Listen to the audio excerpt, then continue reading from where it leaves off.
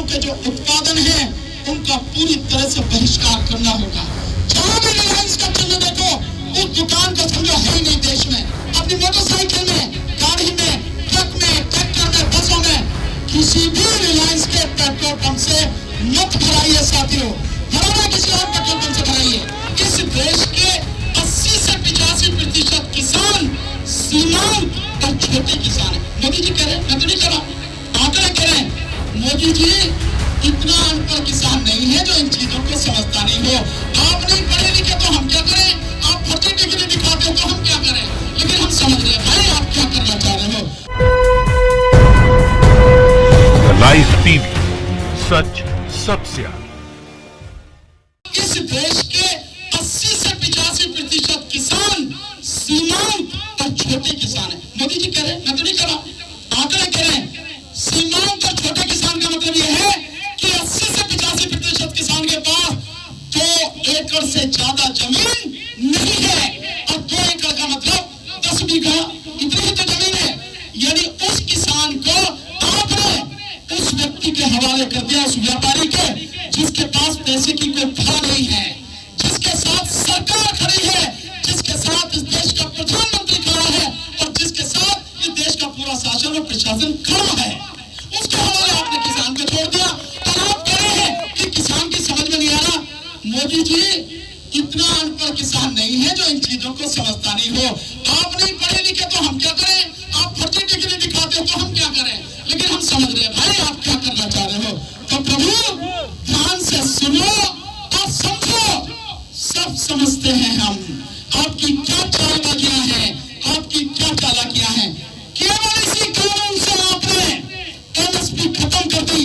और क्यों करी है एमएसपी खत्म, इसको आपको समझना बहुत जरूरी है। हर किसी को वो इसलिए खत्म करी है 2017 में नीति आयोग, आप जानते हैं कि मोदी जी के आने से पहले नीति आयोग योजना आयोग हुआ करता था। योजना आयोग को बदल के नीति आयोग कर दिया गया। और नीति आयोग में सरकार के जो सलाहकार थे सुब्रमण्यम, उन्होंने कहा था सरकार को एमएसपी से और ये फसल खरीदने से बाहर निकलना चाहिए।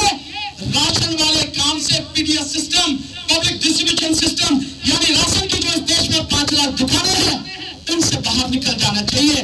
तो आपने बढ़िया रास्ता अपनाया कि आपने एमएसपी से बाहर निकलने के लिए आप ये कानून आराम से लेके आए और किसानों को उन लोगों के हवाले छोड़ दिया जो इस देश के विषय में नहीं सोचते, जो सिर्फ अपने ही मुनाफे के विषय में सोचते हैं। जो 3 लोग हैं, अंबानी, अडानी और लाला रामदेव, इन तीनों के जो उत्पादन है उनका पूरी तरह से बहिष्कार करना होगा। जहां भी रिलायंस का चिन्ह देखो उस दुकान को समझो है ही नहीं देश में। 8784 इनके जो है शोरूम्स हैं या इनकी दुकानें हैं, इनके स्टॉल हैं, जो रिलायंस डिजिटल के नाम से, रिलायंस स्मार्ट के नाम से, रिलायंस फ्रेश के नाम से जितने भी हैं पब्लिक बाजार हैं, कहीं भी उसमें सामान लेने मत जाइए। अगर आंदोलन में नहीं आ सकते इतना तो कर ही सकते हैं, इसमें तो कोई दिक्कत नहीं है। सामान खरीदेंगे किसी और से खरीद लेंगे, किसी और दुकान से ले लेंगे साथियों। इसलिए रिलायंस का कोई भी उत्पादन खरीदना नहीं। साथ में जियो का जो सिम है वो सिम अगर उन्होंने पोर्ट करने बंद कर दिए हैं तोड़ के फेंक दीजिए, कोई चिंता वाली बात नहीं है। नया नंबर लीजिए, देश को बचाने की लड़ाई है, इसमें इतना बलिदान तो हम दे ही सकते हैं। नया नंबर लीजिए किसी और कंपनी का। साथ में जो पेट्रोल भराते हैं अपनी स्कूटी में, अपने स्कूटर में, अपनी मोटरसाइकिल में, गाड़ी में, ट्रक में, ट्रैक्टर में, बसों में, किसी भी रिलायंस के पेट्रोल पंप से मत भराइए साथियों, भराना किसी और पेट्रोल पंप से भराइए। साथ में जो अडानी है, अडानी का फॉर्चून, जानते हो फॉर्चून, फॉर्चून तेल, फॉर्चून आटा, फॉर्चून साबुन, बेसन, फॉर्चून उनका जो चीनी, जो भी कुछ फॉर्चून के नाम से है पूरी तरह से बहिष्कार कीजिए। ये आंदोलन का इतना सशक्त माध्यम है कि इनकी कमर टूट के जा पड़ेगी। और अंबानी, अडानी और लाला रामदेव की रीढ़ की हड्डी अगर टूट गई तो मोदी सरकार भी खड़ी नहीं रह सकती है। इस चीज को समझना जरूरी है। जो लाला रामदेव है उसका पतंजलि उत्पादन, पतंजलि और रुचि सोया का जो तेल है, आप जानते हैं कैसा खेल होता है, लोगों को पता नहीं होती। ये रुचि सोया किसी और की कंपनी थी और उस कंपनी ने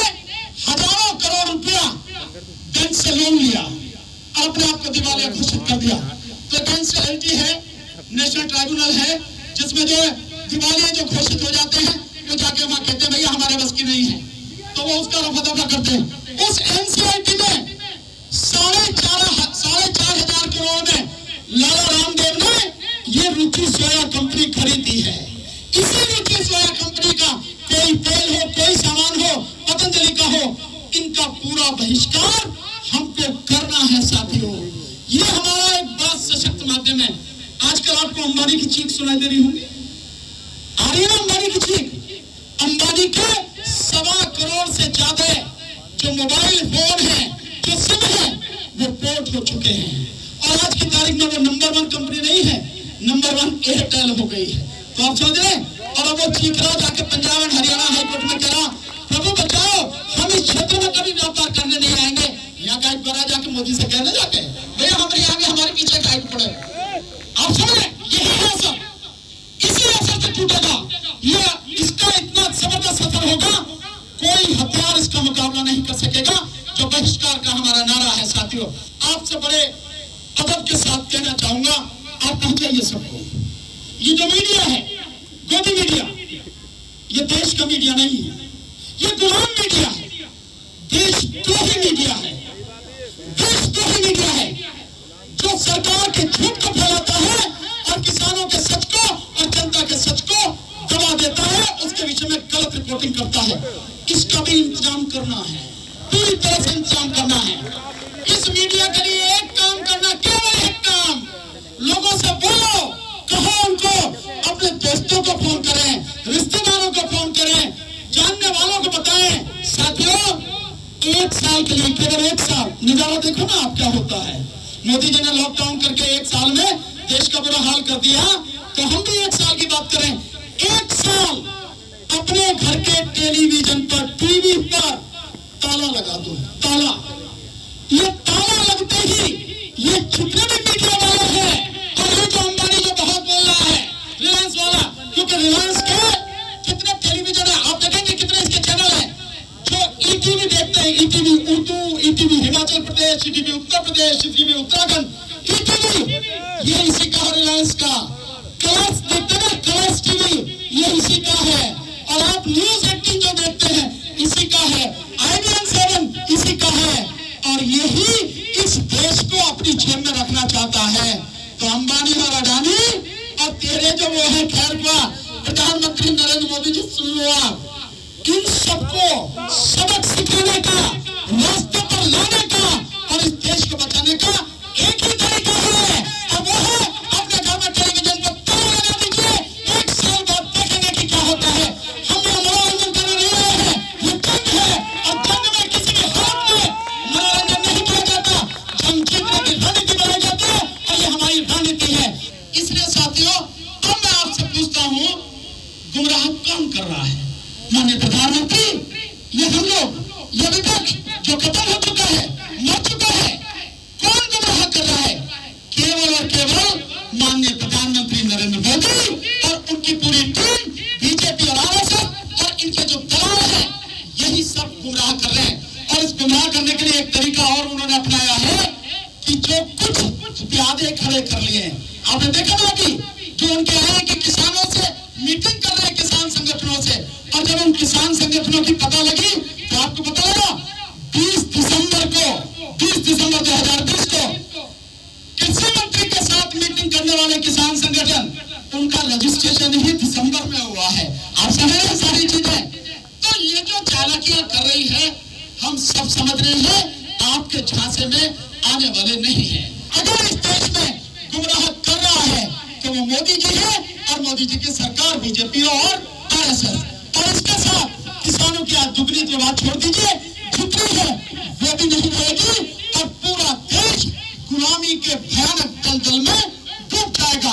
इसलिए हमारी लड़ाई छोटी लड़ाई नहीं है, देश को बचाने की लड़ाई है, देश के इस जनता को बचाने की लड़ाई है, अमीर गरीब सबकी लड़ाई है। और इसीलिए मैं बार बार सबसे निवेदन करता हूं, इस मंच के माध्यम से मैं निवेदन करना चाहता हूं, साथियों, जो भी लोग, जहां तक भी मेरी ये बात पहुंचे, और जितने भी लोग यहाँ हैं, उनसे निवेदन करूंगा इसको पहुंचाएं। इस आंदोलन में हर व्यक्ति को भाग लेना चाहिए। हफ्ते में कम से कम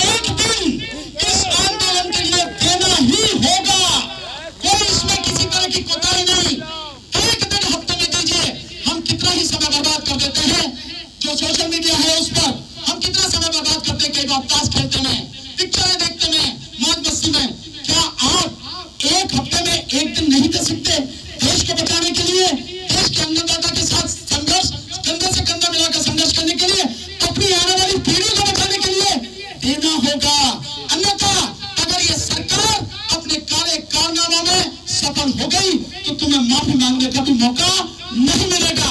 इसलिए हफ्ते में एक दिन जरूर दीजिए। प्रधानमंत्री कह रहे हैं 2022 तक। अब सारे के सारे समझदार लोग हैं, इतना तो समझते ही हैं, जोड़ घटा तो समझते ही हैं। प्रधानमंत्री कहते हैं 2022 तक इस देश के किसानों की आय दुगनी करनी है। और मैं आपको कह रहा हूं कि माननीय प्रधानमंत्री जी, जो इस देश के चंद उद्योगपति हैं, उनकी चौखट को जो वो सलाम करते हैं, उन उद्योगपतियों की माननीय प्रधानमंत्री जिस तरह से गुलामी कर रहे हैं, 2022 तक किसान की आय दुगनी की तो बात छोड़िए, जो है वो भी आय उसकी रहने वाली नहीं है। और मैं आपको अब सिद्ध करके दिखाता हूं कि कैसे नहीं रहनी है।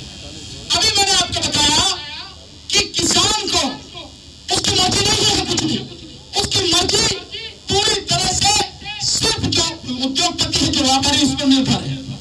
तो जो व्यापारी अपनी छत पर उसे खाद, बीज, मशीन, टेक्नोलॉजी, पेस्टिसाइड देगा, अपनी कीमत पर लेगा ना, हम कहीं से चाहे भी तो ले नहीं सकते। और एमएसपी तो अभी नहीं मिल रही, और तब तो एमएसपी का मतलब ही नहीं है। तो साथियों, खेती में जो लागत है वो बढ़ेगी या घटेगी? बढ़ेगी ना। और मोदी जी ने जो डीजल है उसको 74-75 रुपए कर दिया है। यही जो डीजल है, जो ये सरकार थी, इसके सरकार के आने से पहले 3840 रुपए था। और ये डीजल भी तब किया है जब अंतरराष्ट्रीय मार्केट में जो पेट्रोल, जो खाता वो है, क्रूड ऑयल है, यानी कच्चा तेल है, उसकी कीमत सबसे कम है, $50 प्रति बैरल। अब थोड़ा सा ध्यान कीजिए, जिस समय मनमोहन सिंह जी प्रधानमंत्री थे, इस देश में क्रूड ऑयल, कच्चे तेल की अंतरराष्ट्रीय बाजार में कीमत थी $150 प्रति डॉलर। और $150 प्रति डॉलर होने के बाद, $150 प्रति बैरल होने के बावजूद इस देश में पेट्रोल मिलता था 72 रुपए, जिस पे बीजेपी ने हल्ला मचाया, और डीजल मिलता था 38 रुपए। और आज अंतरराष्ट्रीय मार्केट में क्रूड ऑयल की कीमत $50 प्रति बैरल, और तेल, पेट्रोल मिल रहा है 84 रुपए दिल्ली में, और डीजल मिल रहा है 74 रुपए से ज्यादा है। तो जब लागत उसकी ज्यादा हो गई और किसान के पास कोई और ऑप्शन नहीं रहा, तो स्वाभाविक है कि खेती में उसकी लागत बढ़ गई। लेकिन उसकी सीमाएं हैं कि वो जो रेट उसमें तय होगा उससे ज्यादा मिलना नहीं है, सरकार का कोई संगठन मिलना नहीं है। और इसके अलावा अब एक उदाहरण देकर बताऊंगा। अगर जिस समय किसान से उसकी फसल व्यापारी खरीदेगा, उसे चेक करेगा, उसको टेस्ट करवाएगा। आपने मध्य प्रदेश में देखा, अभी मध्य प्रदेश में इसी तरह से जो फसल है उसको चेक कराएगा। और जो फसल जिस ग्रेड या जिस क्वालिटी की बात कर रहे थे, उस लेबोरेटरी से जिसमें चेक कराएगा, एक बात यह है कि जो इसमें एक इंग्रेडिएंट्स होना चाहिए, एक तत्व इसमें होना चाहिए, वो इसमें नहीं है, इसलिए व्यापारी फसल ले लेगा और सैकड़ों किसानों की फसल जो कि तो धरी रह गई। यह है सरकार का नतीजा। तो आने वाले समय में आप दोगुनी की बात कर रहे हैं, ये तो जितनी है फसल, जो कीमत है वो भी नहीं रहेगी। आप जो एमएसपी है, उस एमएसपी को 23 फसलों पर आप एमएसपी घोषित करते हैं। सरकार 23 की 23 फसलों पर किसान को एमएसपी दिलवाइए। नंबर 2, एमएसपी भी वो दिलवाइए जो स्वामीनाथन कमीशन की रिपोर्ट में किसान की लागत और मेहनत सीटू उस पर 50% ज्यादा है। और इसको आप ऐसे समझे, अगर ईमानदारी से वो दिलवाई जाएगी तो जो गेहूं आज 1975 रुपए उसकी एमएसपी है, वो गेहूं उसकी एमएसपी निर्धारित होगी कम से कम 3000 रुपए। तो आप सरकार, मैं सरकार को सुझाव देना चाहता हूं कि सरकार एमएसपी सीटू वाली जो स्वामीनाथन कमीशन की है वो दिलवाए। साथ में इस किसान में, इस देश में जितने भी किसान हैं, अमीर हो, गरीब हो, छोटा हो, बड़ा हो, कोई भी हो, सभी किसानों का एक बार पूरी तरह से बिना किसी भेदभाव के कर्जा माफ कीजिए आप। और कितना कर्जा है मैं बता देता हूं, कोई बहुत बड़ी बात नहीं है, तकरीबन 12